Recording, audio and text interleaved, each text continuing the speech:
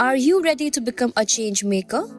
Our 48-week postgraduate program in public policy or the PGP may be just the thing for you. This hybrid program is designed to give you both the theoretical foundation and hands-on experience needed to excel in policy making. With a mix of expert-led webinars, in-person workshops, and policy simulation exercises, you'll gain real-world skills along with personalized mentorship. Through our policy programs, we connect good people to good ideas and good networks. Apply now at the link in the description to make an impact.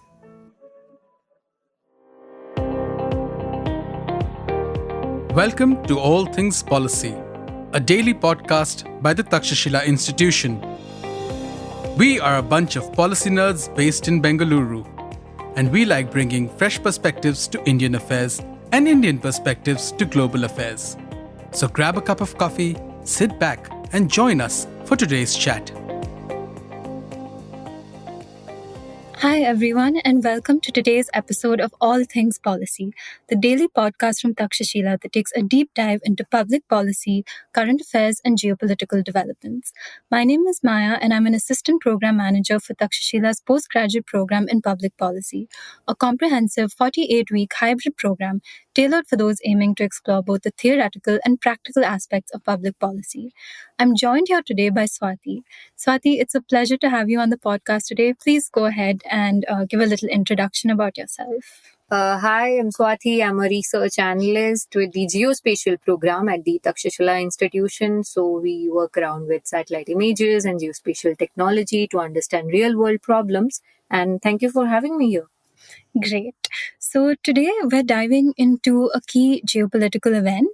And this was Prime Minister Narendra Modi's recent diplomatic state visit to Mauritius, which took place over 2 days, the 11th and 12th of March. And this visit has been highly covered in the media, both national and international. So we thought it would be interesting to sort of do a deep dive into it and look at the geopolitical significance and the implications it holds. So the Prime Minister received a very ceremonious welcome upon his arrival in Mauritius, and he landed early at 6 a.m. local time, and he was greeted by the Prime Minister, Naveen Ramgoolam. And despite the considerably early hour, there was an assembly of 200 dignitaries, including the Deputy Prime Minister, the Chief Justice, the Speaker of the National Assembly, the Foreign Minister, the Cabinet Secretary. There were multiple MPs and MLAs and lots of prominent religious leaders who were gathered to meet him. While attending the National Day celebrations as the chief guest, Modi was also conferred with Mauritius' highest civilian honor, which is called the Grand Commander of the Order of the Star and Key of the Indian Ocean. That's a long name, but the GCSK for short. And essentially, this accolade recognizes individuals who have made substantial contribution to strengthening the ties between the two nations and promoting the development of the island. And Prime Minister Modi is notably the first Indian to receive this award. And during the award ceremony, he dedicated the honor to the Indian ancestors who migrated to Mauritius centuries ago and acknowledged their pivotal role in the nation's development. So ultimately, the visit marked a significant milestone in Indo-Mauritian relations and underscored India's commitment to fostering deeper cooperation with one of its close maritime partners in the Indian Ocean. And this entire visit and sort of entire purpose of this was very much in line with the Sagar Doctrine, or the security and growth for all in the region. And this focuses on strengthening India's maritime diplomacy in the Indian Ocean with the objective of countering China's increasing presence in the Indian Ocean. And the enhanced Mahasagar Doctrine, which analysts view as a natural expansion of Sagar to a more Indo-Pacific or even global scale. So what I'd like to say is that beyond sort of the photo ops and diplomatic pleasantries and pomp and grandeur of it all, Modi's visit to Mauritius was much more than a ceremonial gesture. It was a calculated move to strengthen India's strategic foothold in the Indian Ocean and counter China's expanding influence in the region. And as we see India and China vie for dominance in the Indian Ocean and in Africa, Mauritius, which is often dubbed the gateway to Africa, has become a very pivotal and key battleground in this geopolitical context. So, one of the questions I'd like to discuss in this podcast is how India's engagement strategy as a whole compares to China's, and does this signal yet another chapter in what's come to be called the 21st century scramble for Africa? So many important questions to ask. Maya, first, can you give us an overview of the Modi's visit and how India attempted to strengthen its strategic commitment to Mauritius and create closer bilateral ties? Yes, absolutely. So I'll try to give a short summary of what was on the table during Modi's visit. They actually covered sort of the gamut of anything you could think of under bilateral cooperation, but we can take it slowly.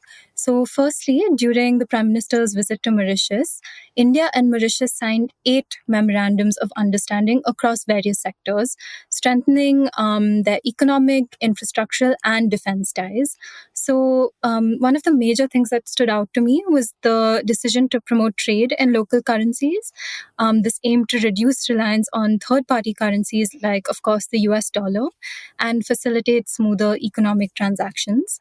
And India also inaugurated over 20 development projects, including the extension of the Metro Express project, which was funded through a 190 million Indian grant and line of credit, the construction of a 1,100 unit social housing project. Very important was the construction of a new Supreme Court building, and the establishment of a renal transplant unit at Jawaharlal Nehru Hospital and a new ENT hospital. So you can see that these initiatives really align with India's broader effort to support socio-economic development and sort of development as a whole for society. There was also key moves made in the defense sector. So India reaffirmed its role as Mauritius's primary security partner by upgrading the bilateral relationship to an enhanced strategic partnership. And the agreement signed included provisions for strengthening maritime security, continued support for the Mauritian Coast Guard, and discussions on potential base cooperation to counter threats in the Indian Ocean region. And it's important to note that India has already provided Mauritius with advanced patrol vessels, helicopters, and surveillance aircrafts, really cementing its role as one of Mauritius's maritime security partners. And I'd like to maybe talk a little bit about history and background, because it would be remiss of me to discuss Mauritius and India's relations without taking into account their deep historical and cultural bond. So nearly 70% of the population of Mauritius sort of traces their lineage and their ancestry back to India through the 19th century indentured labor migration under the British rule. And something I like to read and think about is that this shared colonial past created a cultural affinity between the two nations. And I would argue that in a world that's sort of increasingly defined by hard power, these cultural affinities and associations and understandings of each other's historical pasts is increasingly valuable for cooperation. It's increasingly valuable for creating close relationships in the new world order, because how else are you supposed to sort of trust this partner? And so during the bilateral meeting held on 11th March 2025, the two leaders reaffirmed that the two nations do enjoy a special and unique relationship that is unparalleled given the shared bonds of history, language, culture, heritage, kinship, and values. And they further acknowledged that Mauritius and India's relationship is anchored in people to people and cultural exchanges. And it seems to have grown much more from just a sort of comprehensive strategic partnership into a true understanding of what the two countries can do together in the Indian Ocean, and for the dual benefit of both their people. And so the strong ties between India and Mauritius are historically evident in the numerous India-supported development initiatives across the island. In January 2022, both countries signed an MOU to implement 96 community development projects across Mauritius. Of these, 51 have already been inaugurated, and that's definitely not a small number. That's a considerable sort of investment and I would say a show of faith, honestly. And in 2017, India also provided a USD 500 million line of credit to finance 10 additional projects, including phase 1 and phase 2 of the metro project, the social housing project, the supply of gas-based incinerators and firefighting vehicles, a solar plant, a new forensic science laboratory, the National Archives and Library, a civil services college, and even the Mauritius Police Academy. So we can see from past instances and this most recent event that India's commitment to Mauritius across all sectors is really evident and demonstrable. So what I think is now important to ask is, does all of this and does India's efforts sort of begin to stack up against China's engagement? And that seems to be the question we're always asking with regard to China, isn't it? Yeah, true. I mean, it's definitely a key question to answer, and there are so many multiple perspectives to look at, so many lenses to look at this. And I'll try to give a similar overview of China's activity in the region. China has significantly deepened its engagement with Mauritius in recent years, positioning the island nation as a pivotal node in its Belt and Road Initiative. A landmark development in this relationship is the Mauritius-China Free Trade Agreement, or the FTA, which came into effect in 2021. This FTA not only facilitates trade between the two countries, but also enhances Mauritius' appeal as a gateway for Chinese investments into the African continent. In terms of infrastructure, Chinese enterprises have been instrumental in developing projects like the Jinfei Economic and Trade Cooperation Zone, also known as the Jinfei Smart City. Initiated in 2014, this project transformed a former marshland into a modern urban area, aligning with Mauritius Smart City program aimed at attracting investments in high-tech industries, financial services, tourism, and the blue economy. China's infrastructure projects such as Mauritius Safe City project, funded by US $350 million loan, and Huawei's involvement in the Mauritius and Rodriguez submarine cable system, which is the short form is MARS. MARS, highlighting Beijing's strategic interest in the region. Trade statistics further underscore China's prominent role in the Mauritius economy. In 2022, China was actually Mauritius' top import partner, and it accounted for more than 15% of the country's total imports. In the second position was, of course, India, and the share was 10.2%. This trend continued into 2023, with China maintaining its position as the leading source of imports. Conversely, Mauritius' exports to China have experienced a decline, decreasing at an annualized rate of about 8% over the past 5 years, from $47.2 million in 2018 to $31.7 million in 2023. China is also actively engaging in other sectors. As we talked about the soft power, they've been looking into certain areas, like it's contributing to the island nation's development and positioning within the regional economy. One great example is tourism. The tourism sector has witnessed a significant influx of Chinese visitors. Chinese tourist arrivals surged from approximately 4,000 in 2003 to around 89,000 in 2015, highlighting China's growing interest in the Mauritius as a travel destination. Another is renewable energy. China has expressed interest in investing in Mauritius' renewable energy sector, particularly in the solar energy projects. Another example is the financial sector. Mauritius has strategically positioned itself as a financial hub, facilitating Chinese investments into Africa through several key initiatives like the establishment of Chinese financial institutions. In 2016, Bank of China Limited, which is in Mauritius, commenced operations, marking the first Chinese-funded bank in Mauritius. This institution actually offers a range of services. It goes from deposit, loans, remittances, international settlements to trade financing, financial market operations, and just enhances that financial infrastructure supporting Chinese investments in Africa itself. It is also important to talk about the Chinese diaspora. The Chinese diaspora in Mauritius is small, but historically a very significant community.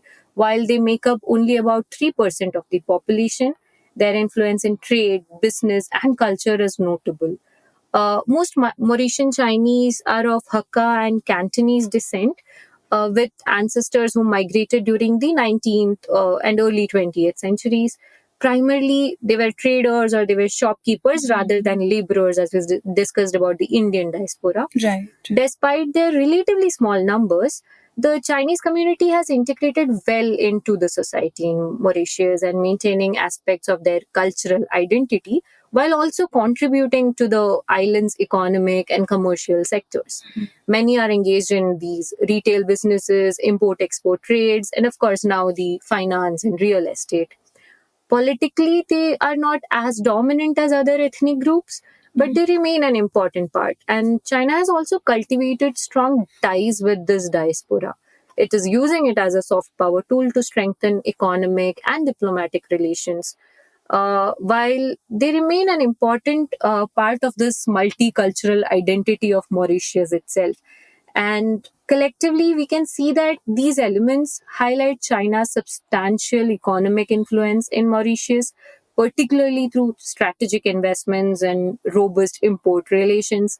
While India maintains a significant presence, especially in sectors like pharmaceuticals and textiles, the data indicates that Mauritius currently relies more heavily on China for its import needs. So I think the major factor to focus is I would like to emphasize that China brings deep pockets and rapid infrastructure development, while India banks on historical ties and strategic security cooperation. What stands out to me is the different approaches that both the countries have taken with regard to increasing their presence in Mauritius. Right. Thanks so much for that overview, Sati. That was really comprehensive and gives us a glimpse into China's activity in the region. And I really liked how you highlighted the different models that they're taking to engage with the region.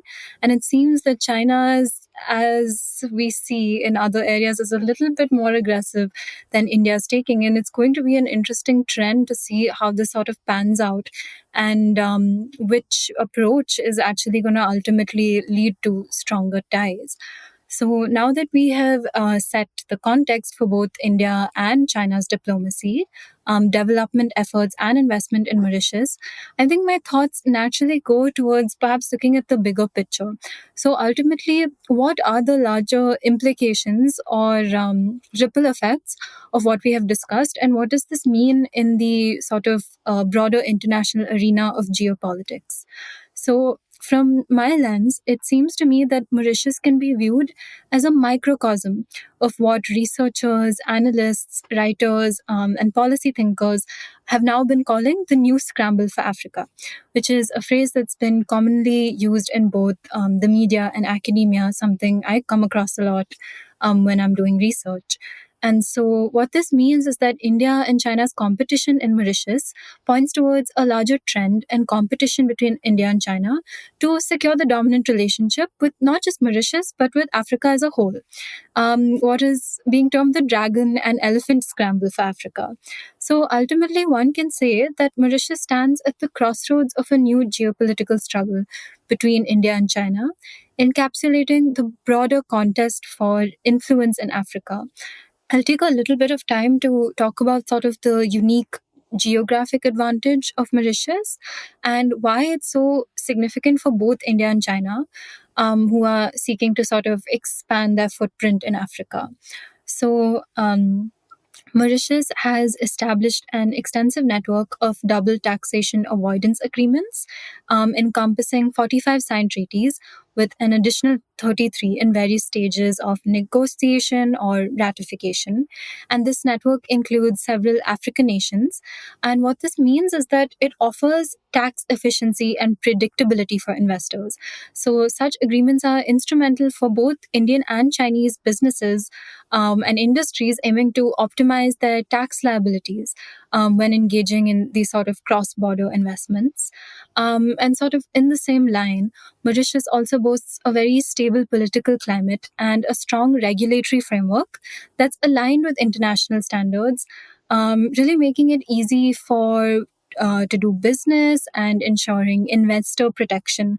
So when these countries are making investments, there's not that typical fear that you might have when doing this in a foreign country. And the country's legal system is based on a hybrid of French civil law and British common law, which is sort of a product of its colonial past. But because India shares that history, there's a familiar environment for international investors. And additionally, Mauritius consistently ranks highly in global indices for ease of doing business and paying taxes, reflecting its commitment to maintaining an investor-friendly ecosystem. And so ultimately, I think what I'm trying to say is that as a offshore financial hub, Mauritius offers tax incentives, a stable regulatory environment, and easy access to other African markets, making it an attractive gateway for both Indian and Chinese investments. And I'd like to say, I think the key takeaway here is that the competition between India and China and Mauritius is just one part of the larger geopolitical contest over Africa's resources, markets, influence, economy. Yeah. So while discussing this, actually, there's an interesting question that comes to my mind. I mean, hopefully interesting according to me and you. So far we have looked at Mauritius from China's and India's perspective. But what about the perspective of Mauritius itself and the rest of Africa? How do African nations view China and India? And are they just trading one form of influence for another? Could these economic dependencies, like China's large scale infrastructure loans versus India's grants, concessional loans, and developmental financial assistance, lead to debt diplomacy? Yes, so that's a great question and something that's important to consider in terms of, I think, any bilateral relationship where there's aid being given. Because historically, we have seen that aid has not always been the best strategy. And especially with sort of developing nations, I don't know if that is the correct term to use, but what you would typically consider a developing nation. So African nations, including Mauritius, increasingly find themselves in the situation of having to navigate a very delicate balance. So leveraging these economic partnerships while making sure they avoid overdependence and sort of don't fall into pitfalls of the past or repeat history.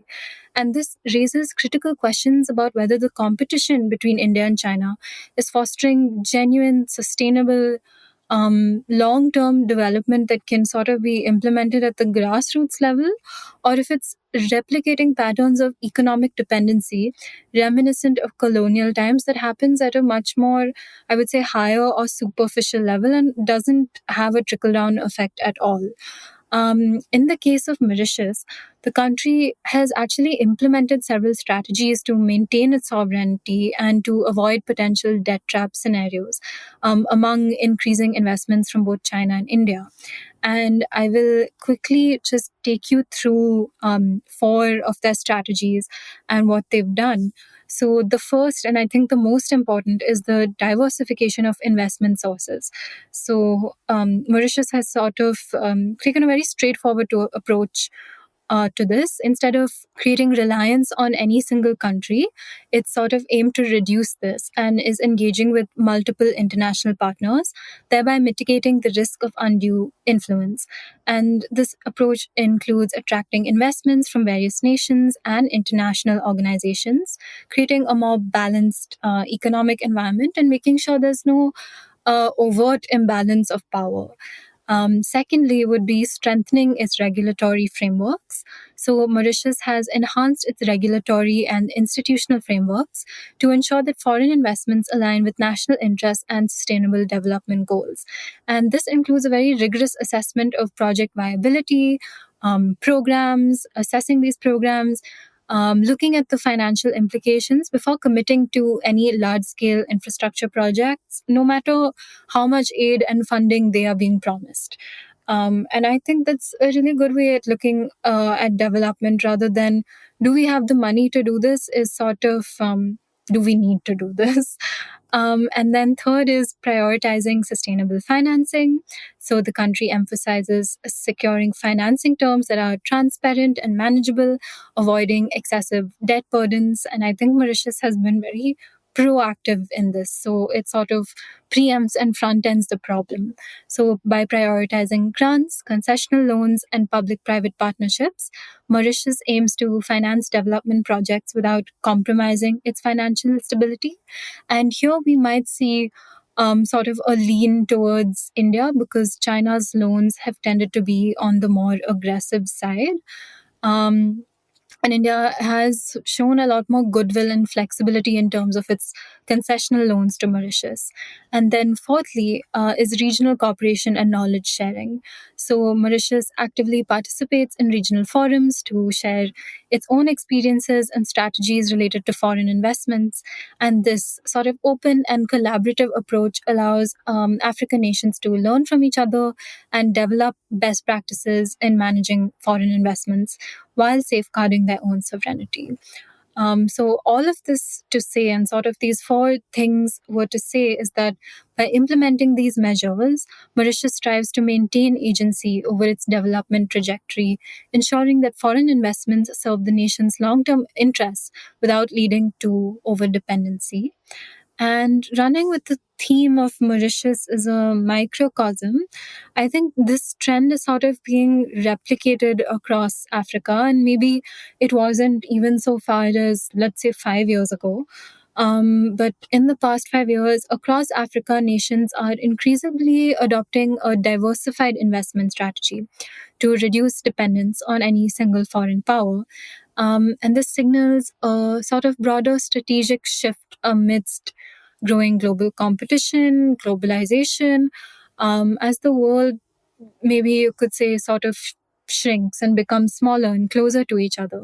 So rather than relying solely on China or India for loans or developmental assistance, countries in Africa are engaging with a wider range of international partners, including the US, the European Union, Japan, and multiple Gulf nations to secure more balanced economic ties.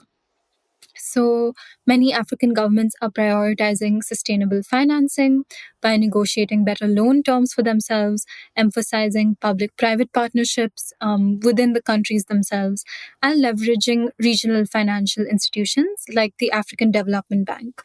Additionally, there's sort of a growing call and push and frenzy for industrialization and value added production to move beyond resource extraction and create resilient, self sufficient economies.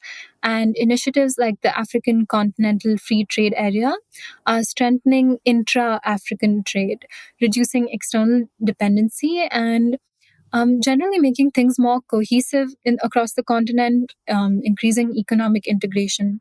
So, at least from the primary sort of research and overview I did, you can definitely see a trend towards a growing strategic recalibration, which I personally think is beneficial for the general world order, just in terms of greater stability, reduced geopolitical tensions, enhanced global economic growth, greater cooperation in the South-South region, and strengthened global governance.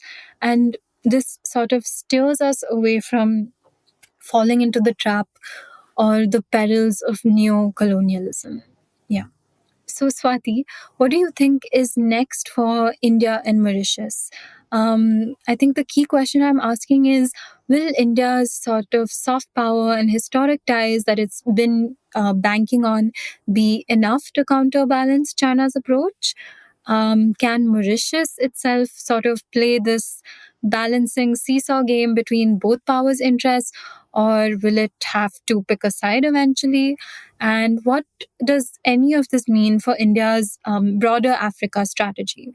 I'm sure we'll have to wait, let the time tell what happens. But I mean, India and Mauritius relationship, rooted in historical ties and reinforced by strategic imperatives now, actually faces a complex future as geopolitical competition intensifies in this Indian Ocean region. While India's soft power, anchored in shared cultural legacy, diaspora linkages, and institutional collaborations like the Mahatma Gandhi Institute and World Hindi Secretariat, remains a cornerstone, sustaining influence requires balancing these assets with robust economic and security engagements. Will soft power suffice? While India's cultural and historical leverage provides a unique advantage, with 70% of Mauritians tracing their roots back to India, soft power alone may not counterbalance China's economic head, necessitating accelerated investments in probably digital infrastructure, AI collaboration, and rupee dominated credit lines will be needed to deepen this economic interdependence between the countries. Right. Thank you for that. And to answer the question of will Mauritius explicitly pick a side, I think that's definitely unlikely. I think Mauritius is going to continue, and it should, to maintain its balancing act, reap sort of the benefits of engaging with both powers, of course, in a pragmatic fashion. So, just for instance, for security alignment, Mauritius relies on India for maritime surveillance via the Agalega Islands infrastructure and disaster response, as seen during Cyclone Chido and the Wakashio oil spill. Yet, it participates in China's much talked about Belt and Road Initiative, seeking port modernization and tech partnerships with China in terms of economic diversification, while India's $500 million line of credit supports water pipelines and metro projects. China's focus on telecom and special economic zones offers alternative growth avenues. So we can kind of see that Mauritius has the position of cherry picking the best of both worlds. And yeah, you're absolutely right. We need to see how this will play out as time goes on. To answer the question of what are the implications for India's larger African strategy, I think during this podcast, we've kind of touched upon how Mauritius appears to serve as a litmus test for India's broader Africa strategy, which emphasizes capacity building over depth driven models as perhaps compared to China. And key examples across Africa include the gateway to Francophone Africa. So, leveraging Mauritius's linguistic and trade agreements, India is expanding access to markets like Madagascar through initiatives such as the Mahasagar Vision, which combines both technology sharing and maritime security. Another would be development partnerships. So, India's focus on grassroots projects. Some examples are community development programs, the Jan Aushadhi Kendras, so generic medicine outlets, and the ITEC training for 4,940 Mauritian professionals to learn both soft and hard skills, contrasts with China's mega project centric approach. Even though China is faster, you could say, in providing aid, it seems India is deeper. And the third would be multilateral engagement. So, through forums like the Colombo Security Conclave and Indian Ocean Commission, India is positioning Mauritius as a hub for regional stability, countering China's string of pearls strategy.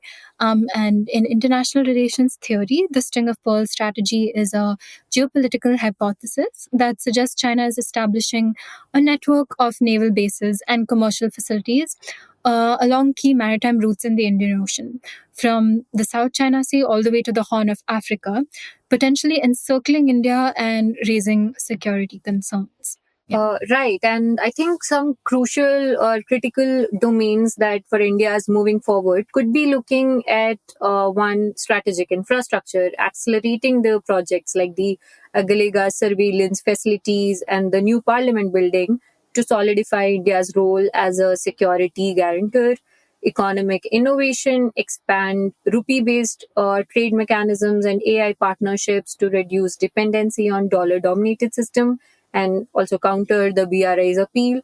Diaspora diplomacy, of course, India has been doing quite well in that, but surely like formalizing this dual citizenship provisions probably for Mauritians of Indian origin to strengthen socio-political bonds amid this rising Chinese influence. In essence, while historical ties offer India a unique foothold, sustained influence demands a multifaceted strategy integrating security, economic innovation, and adaptive diplomacy. Mauritius's balancing act underscores the broader challenge for India in Africa, actually, because aligning soft power with actionable partnerships that deliver tangible benefits amid China's deepening footprint, of course. Yes. Thank you so much, Swati. One, for joining me on this conversation, and two, for just giving us three really nice, succinct key takeaways. And honestly, I'd urge any listener who's interested in this to sort of read more, research more on this, because there is already a lot of writing available on this. And I think this Mauritius visit signals a big geopolitical trend that's going to take place in terms of India's and China's competition in Africa and in the region. So I've had a great time talking with you today, and to our listeners, we hope you enjoyed this sort of deep dive into the significance of Prime Minister Modi's Mauritius visit. That's it for today, and we'll see you all in the next episode. If you liked our show, dive into Takshashila's research on technology, strategy, and economic affairs. Check us out at our Twitter handle @TakshashilaINST or our website takshashila.org.in.